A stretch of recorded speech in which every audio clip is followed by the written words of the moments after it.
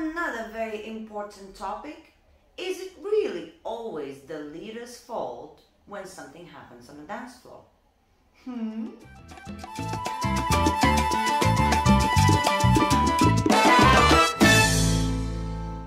Hello everybody, welcome to my channel. Raza the Dancer is here and we have another topic to discuss. Now everybody's been talking about that leaders for salsa and bachata on the dance floor are always responsible if something goes wrong. But is it really the case? What are the responsibilities for leaders and followers? I am about to tell you my three kind of ideas of what it's all about, but this is all for the greater good for everybody, so make sure you participate in a conversation. Leave a comment on what you think. Am I right? Am I wrong? Do you have any other points? Add them on and let's discuss this matter because I think it's quite interesting. In the meantime, guys, subscribe if you like this video and also give me some thumbs up. Okay, the first point that I want to make, which I think is my philosophy in dance, and I think it should be everybody's philosophy of dance, maybe I shouldn't say everybody's, but there it is. I believe that it's not about when you're dancing who is wrong, it's how can I make this work or how can I make this better, that everybody should be asking themselves, whether you are a leader or a follower. Salsa bachata is a partner dance, so it's a partner work. You have to, as a partnership, work together to make it happen. If the leader is phenomenal and the follower is not so much, then the leader will make the follower feel like she's doing really great, or he, whoever is following, or visually to other people it might look as well that dance is going well because the leader is in a very good level.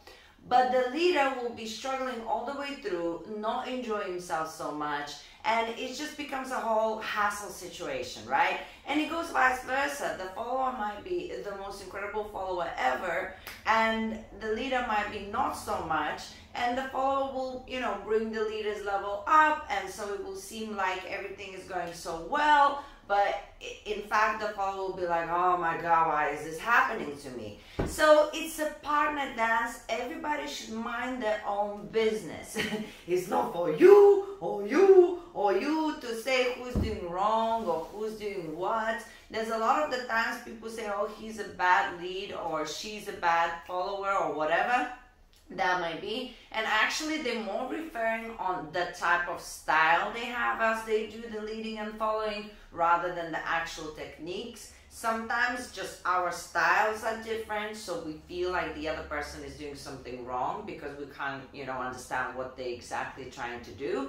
But a lot of the time it's a style, it's not the actual techniques. So we should be really careful on when we say like you wrong, I'm wrong, whatever. So my point is this: you do your best, I do my best. We make our focus on, no matter what, how could we make this dance exciting, better, survival mode, whatever. But if everybody thinks more within themselves, what can I do to make this dance better, then definitely it's going to be a better dance no matter what. And if two people come that actually have nice skill set as well, or trying to have, you know, better skill set, it's going to be even better.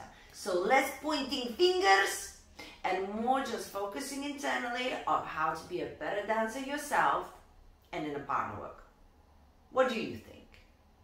Okay, now let's dissect a little bit of the actual responsibilities. So as a leader, your responsibility is to remember the moves because you are leading the moves, so you have to remember them. Also, a lot of responsibility on musicality comes on play. So as a leader, you should feel a little bit more inclined to do a lot of musicality development, because again, as a follower, though she or whoever is following can actually give their own some sort of suggestions for musicality. In the end of the day, as a leader, you're doing most of the decisions. in terms of where the stop's going to be, what kind of combos you're going to lead. So musicality is super important.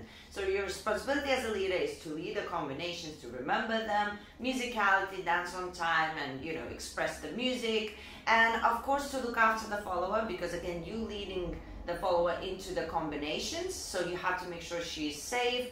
You have to make sure whoever is following is being protected from whoever might step on, you know, the follower, and all of the rest. So you have to make sure whatever you do as well, you're not like really aggressive with your lead, so you wouldn't injure the follower, and all of those things. Now, as a follower, the main responsibility is to know all of the techniques to pick up on the signals, so that you would understand what the lead is trying to portray, and get it to a level where if the lead is a little bit not clear, you would still understand what is it exactly that the lead is asking of you. So that means not relying on the good lead, is relying on the techniques that you learn and the experiences that you create to actually become a better follower and be able to pick up things very quickly and to keep the flow going of the dance. You have to keep the flow going. Also, as a follower, you are responsible for decorations.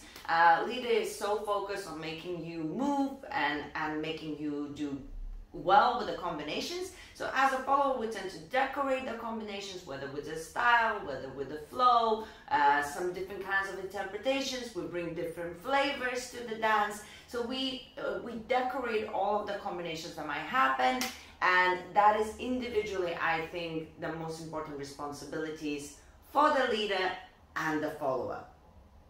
Am I missing something out? If I'm missing something out, leave a comment.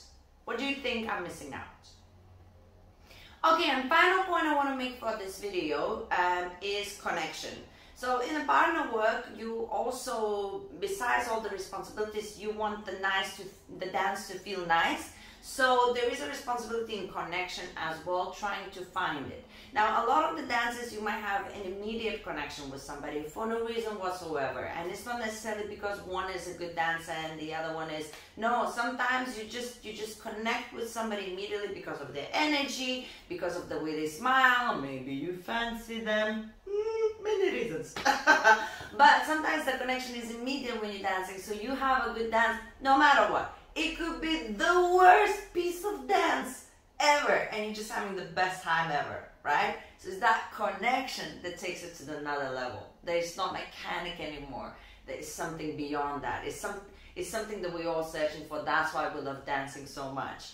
Now, if there's no connection, that immediate connection, and you feel like it's a job, you gotta do the job, okay? The most important thing after the dance, that both people leave not necessarily thinking, oh, I had such an amazing time, but not feeling worse about themselves. A lot of the time, some people come into the dance and they're dancing like, ah, there's no connection, and they shut down.